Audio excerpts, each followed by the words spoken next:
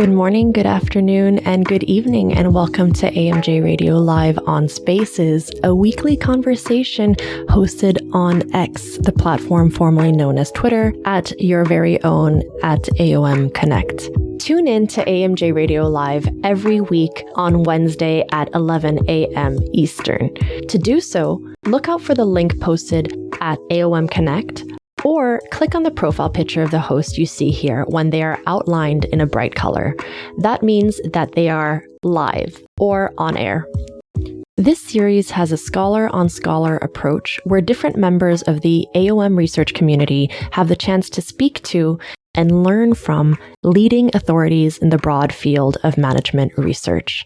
The first Wednesday of every month, we invite a special guest to give their remarks on our theme for the month. We recently had guests like Joanna Meyer speaking about Grand Challenges Research Today, as well as John Joseph speaking about decision-making research today. Look out for the link in our bio for the full list and past recordings of our many, many distinguished guests. The second Wednesday of every month, we hear a teaser of The Lit Review, an incredible podcast diving deep into a recent AMJ paper hosted by Sekou Burmese. The fourth Wednesday of every month features an actual AMJ editor. We get to find out a fun fact about this editor, their expertise, what it's been like serving as an editor at the Academy of Management Journal. And I haven't forgotten the third Wednesday of every month. The third Wednesday of every month is interactive and open to being shaped by you. Look for the form in our bio to submit your ideas for guests, to nominate yourself, to suggest formats for this weekly conversation. It's just past 11 now, so let's open up the conversation. I am Dr. Nettra. I'm a lecturer in entrepreneurship at Bayes Business School, formerly known as CAS. I'm joined by Professor Sekou Burmese, Associate Professor of Strategy and Entrepreneurship at the Keenan-Flagler Business School at the University of North Carolina at Chapel Hill. How are you, Sekou? I'm doing great, Nettra. How are you doing? Doing well. It's already the end of the year. Thanks so much for taking the time to chat with us. It's my pleasure. Yes, according to my calendar, it is week 51 of 52 weeks. So now is normally when the panic sets in for most academics because you realize the year has flown by and there's still some things that you promised you would do. And, will it get done? Who knows? We'll see. Oh, my goodness. Well, I'm glad to know I'm not the only one. It's great to take a short break with you and hear a little bit about what you've been up to. You hold many roles, and one of them is being the host of the AMJ podcast, The Lit Review. You had a very special guest on this week, dropped this Monday. Who was it? It was none other than Ron Burt, sociologist and social network phenom. Ron Burt, Bocconi University and University of Chicago professor. And what we learned in the podcast is that you actually had him as a professor when you were a PhD student. Yeah, so I went to Northwestern and, we were strongly encouraged to explore the offerings at the University of Chicago. And so at the time, Ron was doing, not only did he have a class on social networks, but he also had these speaker series and would invite people in. And so we'd get up and drive down from Evanston down to the south side of Chicago to attend these. And that was intimidating, let me just say, because I think I was either a first or a second year PhD student. And then, you read his stuff and then here's the guy up there and opining. And occasionally he would just call on people like, what do you think? Do you think this is a good idea? And you're like, me? I don't know. Why don't you tell me what you think, Professor Burt? But very engaging and learned a ton in his class.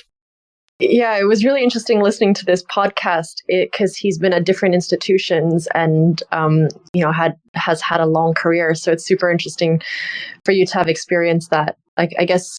Okay, I'm not going to ask you when you were a PhD student, so we'll just quickly move on to the next question. I'm willing to go anywhere you want to go on the AMJ Radio Live is just open forum, so let's do it. Ask whatever you want. When did you attend that class? Like how many years ago? Oh, you're just making me feel old. That's fine. This would have been about 20 years ago, so 2003 or 2004. Yeah, exactly. 20 years ago, because he was just mentioning, all the different things that he's taught over the years and the different topics that he's explored. So let's go straight to the paper that you asked him about. So every month, and it's on the second week of the month, you release a podcast with a recent author of an AMJ paper. And this paper is by Ron Burt and Song Wang. And it's called Bridge Supervision, Correlates of a Boss on the Far Side of a Structural Hole. And it is not, I'm really sorry, about construction or bridges. So if you came for that, you can change the channel. Tell me more about this paper.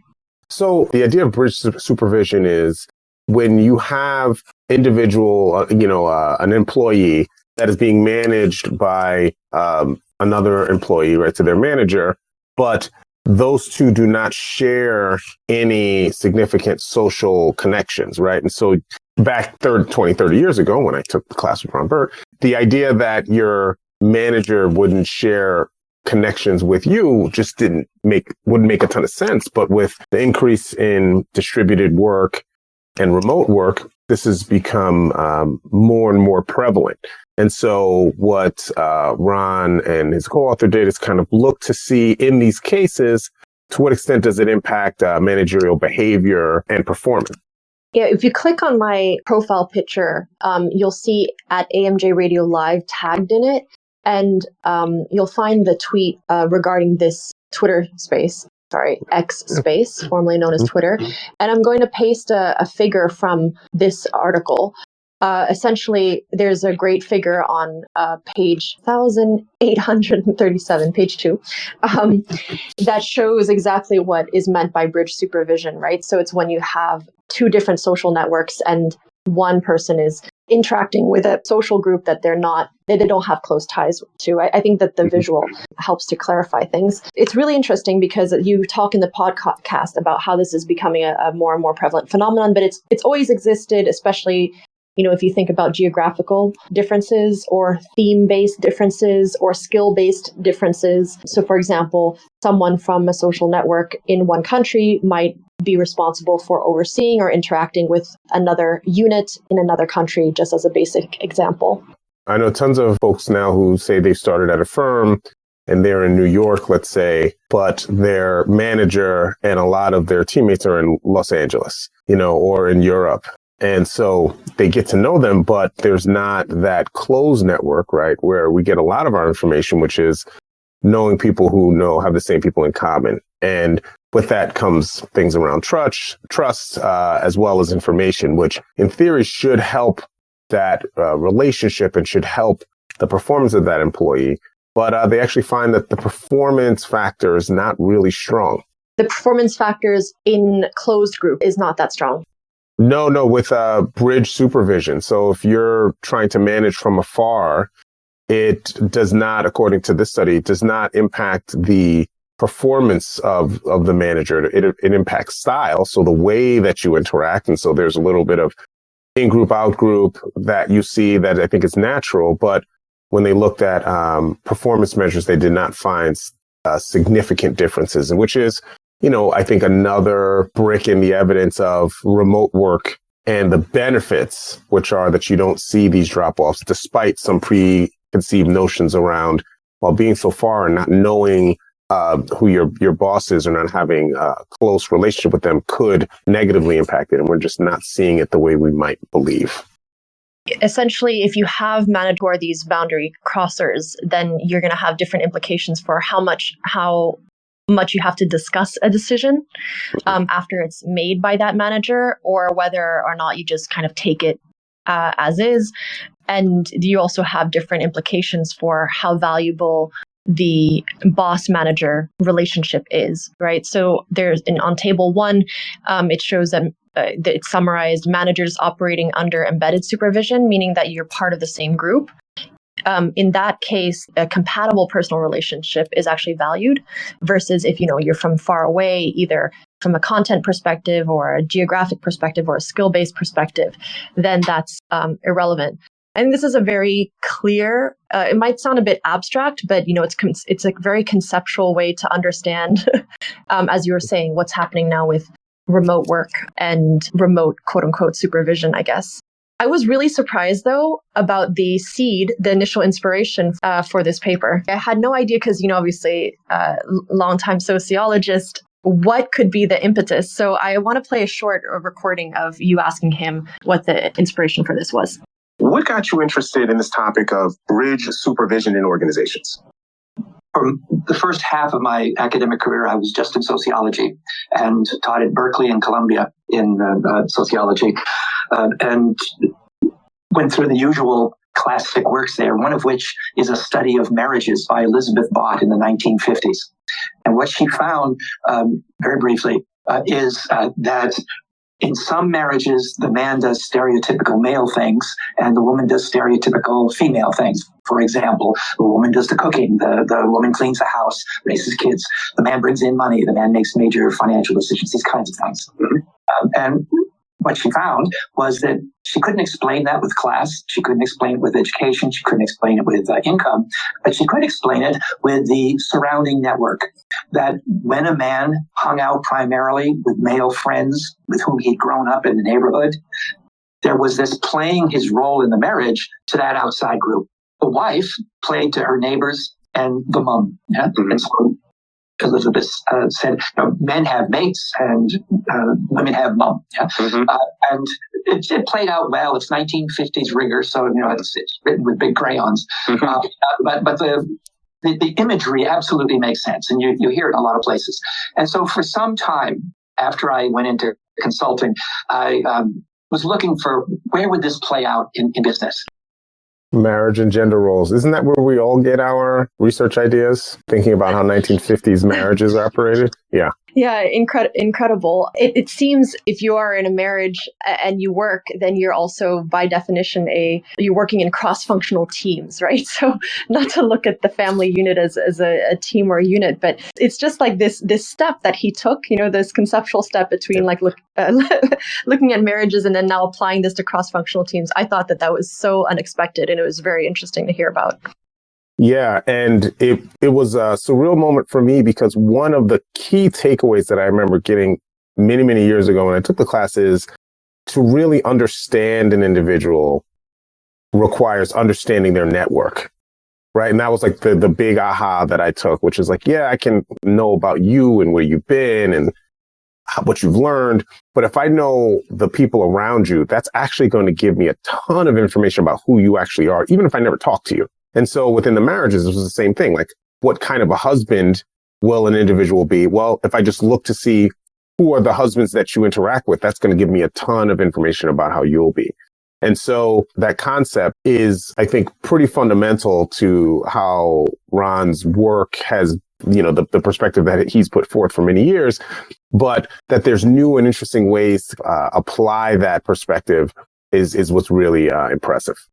Absolutely. What is that saying about don't tell me who you are, just tell me who your friends are or something like this. And the other one where it's like you're an average of the 5 people you spend the most time with to scare you into changing your friends when you're a kid. And there's also interesting research that shows that if you have spousal support as an entrepreneur, that's actually a great indicator of entrepreneurship success, more so than your professional experience, your CV, or anything else. So it's a spouse is a pretty important part of that social network. I think this is super interesting, and even just reading the way that this paper has been introduced is super interesting because it's also contrasting the social network and the network perspective with a social psychology perspective. I think that's really interesting, this interplay, obviously, between the individual and the larger context. And if I could just put a little on that, one of the other things that we talked about on the podcast is Ron took a sabbatical and worked at Raytheon for a number of years. And one of the things he said that I had never heard him say before is his time working in an organization gave him a newfound interest in this context, the social psychological, right? I think he even used the phrase sterile, right? Like some of his earlier stuff was very structural, and it was missing some of the contextual pieces that he found to be really valuable and interesting. And so I think you see that now in some of his more recent work, that he leans very much into the social psychological, the context, perceptions, and the like. Absolutely. I mean, like I was mentioning in the introduction, he does contrast the two views, but he calls this a golden age of social psychology. And I highly recommend folks to listen to the guest we also had at the top of the month last week, Beppe Soda, who talks exactly about this interaction between the individual and other layers, the macro layer, the structural layer. And I think that's super fascinating. But we are already over time. So I have to close up here, and I want to plug a few things because we will be taking a short break, but we will be back with a season 3 of AMJ Radio, including AMJ Radio Live, which are these spaces, these live conversations, and of course, the incredible Lit Review AMJ podcast that Sekou will continue to host. Thank you for Has my contract been renewed? That's great. I talked to my agent. We believe that Sekou will continue to host this, but I'm not going anywhere. I'm not going anywhere.